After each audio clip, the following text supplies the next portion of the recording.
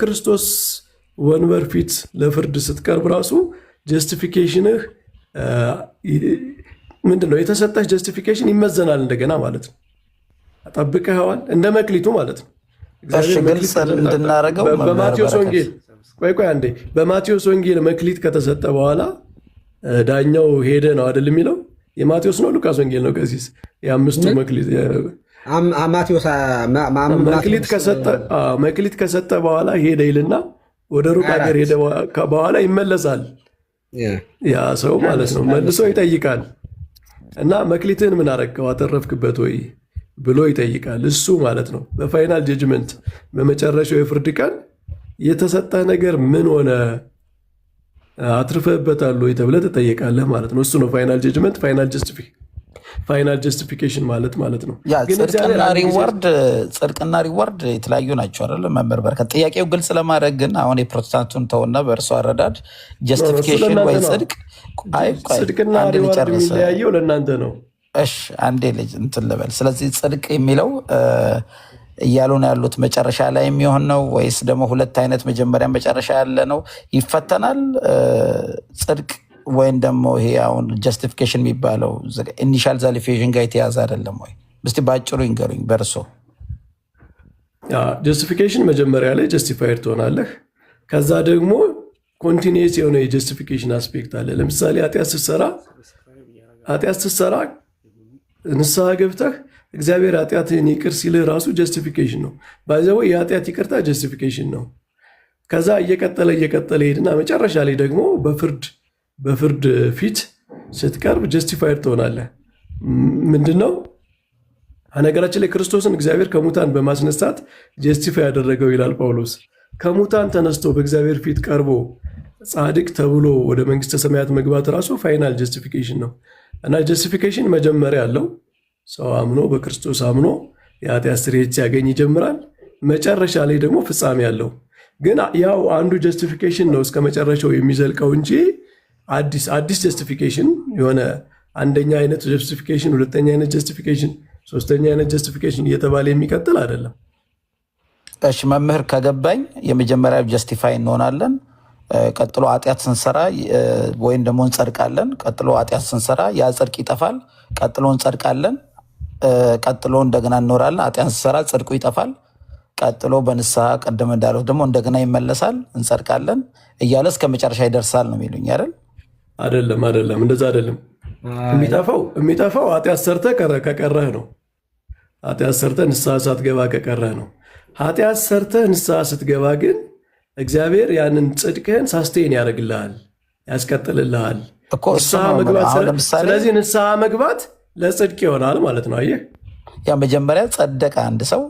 ስለዚህ ኃጢአት ሲሰራ ጽድቁ ይጠፋል አይጠፋም? ኃጢአት ሰርተህ ከቀረ ይጠፋል።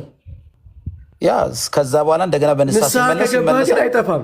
ንስሐ ከገባህ ግን አይጠፋም። ስለዚህ ንስሐ መግባት ለምሳሌ አንድ ሰው ኃጢአት ሰራ፣ ስለዚህ ንስሐ መግባትህ ለጽድቅ ይሆናል ማለት ነው። አንድ ሰው ኃጢአት ሰራ፣ ንስሐ አልገባም ለ5 ወር፣ ከዛ ጽድቁ ይጠፋል አይጠፋም? በ5ኛ ወር ንስሐ ገባ፣ ወደ ኃጢአት ይቀየራል። ኃጢአት እኮ ነው። ያ አይ አንድ ጊዜ ቀስ መምህር በረከት በደንብ ሀሳባቸውን ለማግኘት ፈልጌ ነው። ቆይ መጀመሪያ ሀሳቤን ክሊር አድርጌ ላስቀምጥ እና ትጠይቀኛለህ። መልካም ስራ ለጽድቅ ይሆናል ሲባል መልካም ስራ አዲስ ጽድቅ ያመጣል አይደለም እኮ ማለት። እግዚአብሔር የኃጢአት ስርየት በጥምቀት የተሰጠን መንፈስ ቅዱስን በመቀበል የተሰጠን ከእግዚአብሔር ጋር መታረቅ አንድ መሆን በጥምቀት የሚጀምር ነው። መልካም ስራ ለጽድቅ ይሆናል የምንለው እኛ ጽድቅን ሳስቴን ለማድረግ ይሆናል ነው። አንድ ጊዜ ያገኘነውን ከእግዚአብሔር ጋር ያገኘነውን ጽድቅ መልካም ስራ ባንሰራ ይጠፋል፣ መልካም ስራ ብንሰራ ግን ይገኛል ነው። ግን ይጠፋል ስንል እግዚአብሔር እየተጠባበቀ በቃ ልክ የሆነች ኃጢአት ስትሰራ በቃ ጠፍቷል፣ ከዛ ደግሞ የሆነች ጽድቅ ስትሰራ ተመልሷል። እንደዛ አይደለም። ጊዜ ይሰጣል እግዚአብሔር፣ የንስሐ ጊዜ ይሰጣል፣ የመመለሻ ጊዜ ይሰጣል። መንፈስ ቅዱስ ይወቅሳል። መንፈስ ቅዱስ እየወቀሰህ የንስሐ ጊዜ ተሰጥቶህ በዛ መሰረት ንስሐ ካልገባህ ይጠፋል። ንስሐ ከገባህ ግን እግዚአብሔር ሳያጠፋ ነው የሚጠብቅህ። ግልጽ ነው። ሳያጠፋ ነው የሚጠብቅህ። አጥፍቶ በኋላ ይመልስልሃል ሳይሆን የንስሐ ጊዜህን መንፈስ ቅዱስ ወቀሳ እስካለ ድረስ የንስሐ ጊዜ እስከተሰጠ ጊዜ ድረስ ለንስሐ መልስ እግዚአብሔር ልብን ይመረምራል። እንግዲህ የሰው ልብ ለንስሐ ያለውን ቦታ ማለት ነው። እና በንስሐ ውስጥ ያለን መልስ ለመስጠት የተዘጋጀ ሁነ ካለህ ይጠብቅልሃል። ግን ተወቅሰህ መንፈስ ቅዱስ ወቅሶህ የንስሐ ጊዜ ተሰጥቶህ ከሆነ እግዚአብሔር ባወቀው ጊዜ እግዚአብሔር ነው ዳኛው፣ በአንተ ላይ ያለው ጸጋ ይነሳል፣ ጽድቅህን ታጣለህ ማለት ነው። ስለዚህ እግዚአብሔር የሚጠብቅህ አንስቶ አይደለም፣ አንስቶ ሳይሆን እየወቀሰ ነው የሚጠብቅህ ማለት ነው።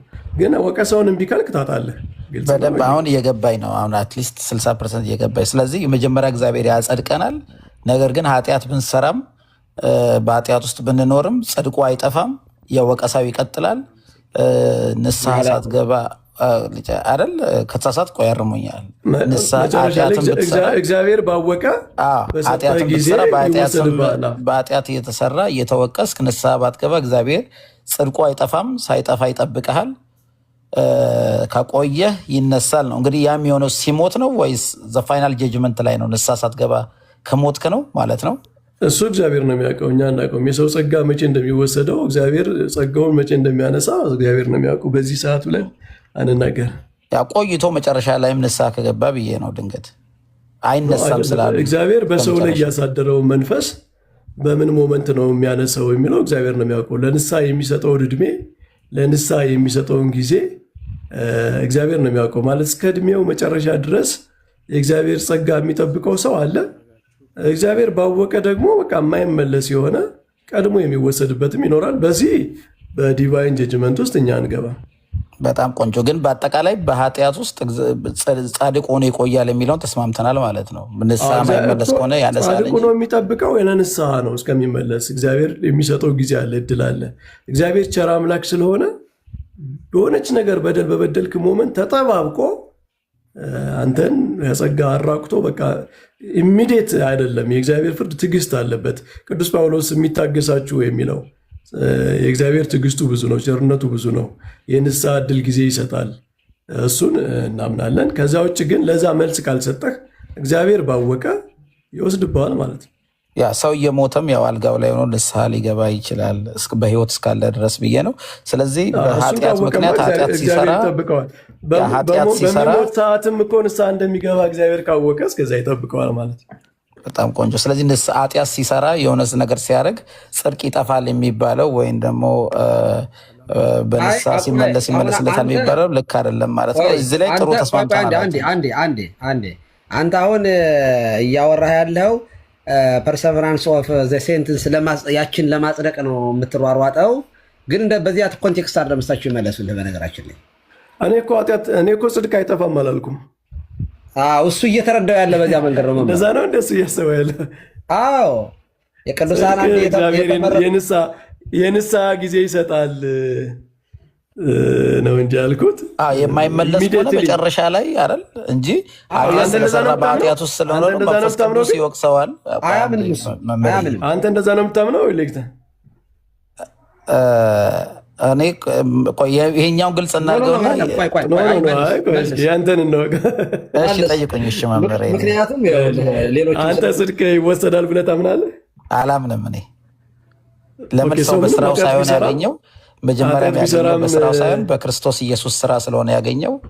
ጽድቁ ሲጀመር የሰውየው ጽድቅ ሳይሆን የክርስቶስ እግዚአብሔር የሰራው ጽድቅ ነው። የሰውም ጽድቅ የለንም እኛ። እሺ ኃጢአት ቢሰራም እንደዚህ ነው የሚቀጥለው በቃ። አዎ የሰውየው ጽድቅ ሳይሆን የእግዚአብሔር ጽድቅ ነው። ግን እግዚአብሔር ያጸደቀው ሰው የእግዚአብሔር ልጅ ስለሆነና በመንፈስ ቅዱስ ስለታተመ መንፈስ ቅዱስ በውስጡ ስለሞላ በጽድቅ ይኖራል። እግዚአብሔርም በመንገዱ ይመራዋል። ያን የዳነውን የእግዚአብሔር ልጅ የሆነውን አዲስ ፍጥረት የሆነው እግዚአብሔርን የመሰለ ይኖራል ነው። ስለዚህ አሁን ያንተን እምነት ለመቀበል በቃ ካልቪኒስት መሆን ያስፈልጋል። የሰው ልጅ ቀድሞ የተወሰነ ነው። ካልቪኒስት ነው በነገራችን አላወቁትም እንዴ?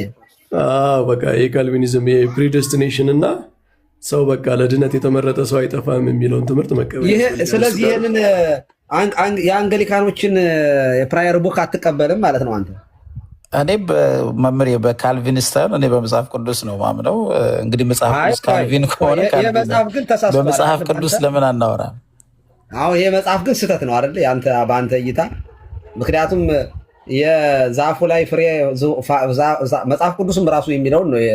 ግን እንደው ራሱ ስለሚጠቅሰው ይቆረጣል። የሞተ እምነት ነው ይለዋል፣ የማያድን እምነት ነው ይለዋል። ስለዚህ ይህንን ይሄ እኮ ምንም እኮ ካልቪኒዝም እኮ ኧረ ይህንን እንኳ ብዙ ኢዮብ አውሩና ትንሽ እኔም ብዙም ስለማልቆይ መሽቷል። እኛ ጋር ሚድናይት አልፏል።